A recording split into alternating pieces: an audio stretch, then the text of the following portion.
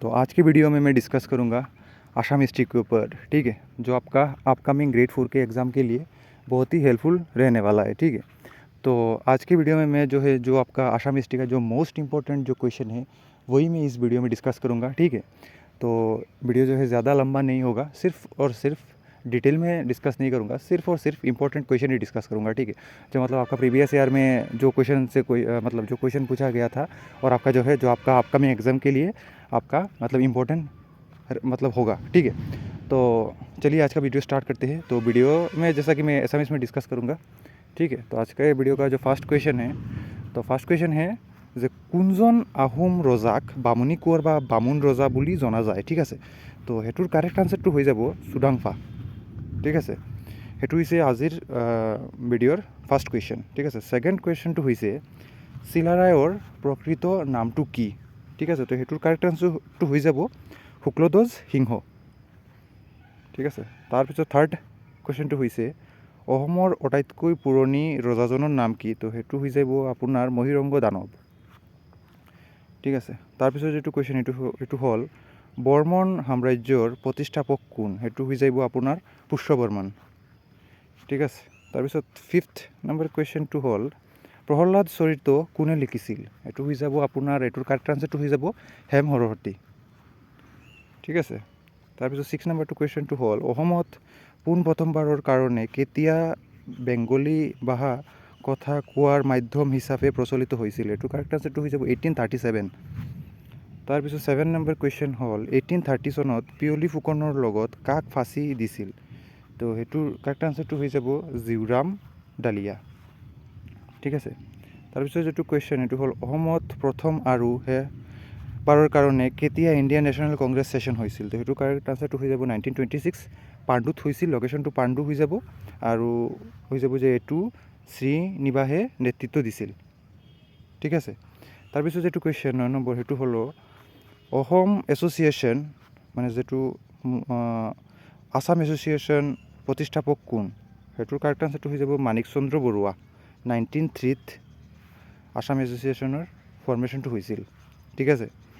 তাৰপিছত যিটো কুৱেশ্যন এইটো হৈ যাব 1947 দেশ বিভাজনত অসমৰ কোনখন জিলা পাকিস্তানলৈ ভাগ হৈছিল, এইটো হৈ যাব চিলেট, ঠিক আছে। তাৰপিছত এইটো কুৱেশ্যনটো হ'ল কোন সন্ধিৰ মতে মানৰ বাৰ্মিজ শাসন অসমৰ পৰা শেষ হৈছিল, ঠিক আছে। তো সেইটোৰ কাৰেক্ট আনসাৰটো হৈ যাব আপোনাৰ ইয়াণ্ডাবু সন্ধিৰ পিছত 1826 চনত ইয়াণ্ডাবু সন্ধি ট্ৰিটি অফ ইয়াণ্ডাবু মান আৰু ব্ৰিটিছৰ মাজত হৈছিল এইটো, ঠিক আছে। সেইটো কুৱেশ্যন সুধিব পাৰে যে ইয়াণ্ডাবু সন্ধি কাৰ মাজত হৈছিল, তো সেইটো হৈ যাব আপোনাৰ এইটোৰ কাৰেক্ট আনসাৰটো হৈ যাব মান আৰু ব্ৰিটিছৰ মাজত হৈছিল এইটো, ঠিক আছে। তো এইটো জেনেৰেল অফ ব্ৰিটিছ আছিল জেনেৰেল কেম্পবেল, ঠিক আছে। 12 নম্বৰটো কুৱেশ্যনটো হৈছে অসমৰ জালিয়ানৱালা বাগৰ কাণ্ড বুলি কোনটো জনা যায়, এইটো মষ্ট ইম্পৰ্টেণ্ট কুৱেশ্যন হয় আজিৰ, এইটো হৈ যাব পথৰুঘাট ফায়াৰিং, ঠিক আছে। তাৰপিছত এইটো নোট বুলি এইটো লিখি ল'ব যে 15 মানুহৰ মৃত্যু হৈছিল পথৰুঘাটৰ ৰিভল্টত, আৰু যিটো মানে ফায়াৰিং হৈছিল সেইটোত 37 জন অঘাত পাইছিল। দৰং জিলাত এইটো হৈছিল, এইটো কুৱেশ্যন সুধিব পাৰে যে পথৰুঘাট ক'ত আছে, তো সেইটো হৈ যাব দৰং জিলাত আছে, ঠিক আছে। আৰু 1894 চনত হৈছিল এইটো, ঠিক আছে। মানে এইটো কুৱেশ্যন সুধিব পাৰে যে পথৰুঘাটৰ মানে ফায়াৰিংটো কিমান চনত সংঘটিত হৈছিল, তো সেইটো কাৰেক্ট আনসাৰটো হৈ যাব 1894 চনত, ঠিক আছে। তাৰপিছত এইটো কুৱেশ্যন এইটো হৈ যাব অসম সাহিত্য সভা কোন চনত হৈছিল, ঠিক আছে। এইটো হৈ যাব 1917 চনত শিৱসাগৰত হৈছিল আৰু পদ্মনাথ গোহাঁই বৰুৱা প্ৰথম সভাপতি আছিল এইটোৰ, ঠিক আছে। তাৰপিছত 14 নম্বৰটো কুৱেশ্যন হৈছে 1905 চনত কোনজন ভাইচৰয়ে বেংগলৰ পৰা জিলা অসমৰ লগত সংলগ্ন কৰিছিল, ঠিক আছে। তো সেইটোৰ আনসাৰটো হৈ যাব লৰ্ড কাৰ্জন, ঠিক আছে। তাৰপিছত 15 নম্বৰ কুৱেশ্যনটো হ'ল 1857 চনত অসমৰ স্বাধীনতা আন্দোলনৰ প্ৰথমত আন্দোলনৰ কোনে নেতৃত্ব দিছিল, ঠিক আছে। প্ৰথমখন আন্দোলনৰ নেতৃত্ব কোনে দিছিল, তো সেইটো কাৰেক্ট আনসাৰটো হৈ যাব মণিৰাম দেৱানে প্ৰথমতে নেতৃত্বটো দিছিল, ঠিক আছে। তাৰপিছত কুৱেশ্যনটো হৈ যাব প্ৰাচীন অসম কেইটা ভাগত বিভক্ত, এইটো হৈ যাব 4টা, ঠিক আছে। তাৰপিছত এইটো কুৱেশ্যন হৈছে নৰকাসুৰৰ ৰাজধানী ক'ত আছিল, এইটো হৈ যাব প্ৰাগজ্যোতিষপুৰত, ঠিক আছে। নৰকাসুৰৰ প্ৰতিষ্ঠা কৰা বংশটোৰ নাম হৈ যাব বমু বংশ, ঠিক আছে। তাৰপিছত হৈ যাব এইটো যে জোংগাল বলহু গড় কোনে সজাইছিল, এইটো হৈ যাব জংগাল বলহু ঠিক আছে, জংলা বলহাৰে। ঠিক আছে, তাৰপিছত এইটো কুৱেশ্যনটো হৈ যাব বানৰজাক কন্যাৰ নাম কি আছিল, এইটো হৈ যাব উষা। ঠিক আছে, উষাৰ হাতীয়েকৰ নাম কি, এইটো হৈ যাব চিত্ৰলেখা।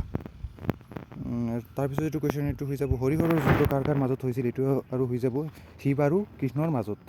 ঠিক আছে, অগ্নিগড় কোনে সজাইছিল, এইটো হৈ যাব বানৰজাই, তেজপুৰত যিটো অৱস্থিত আছে। ঠিক আছে, অগ্নিগড়।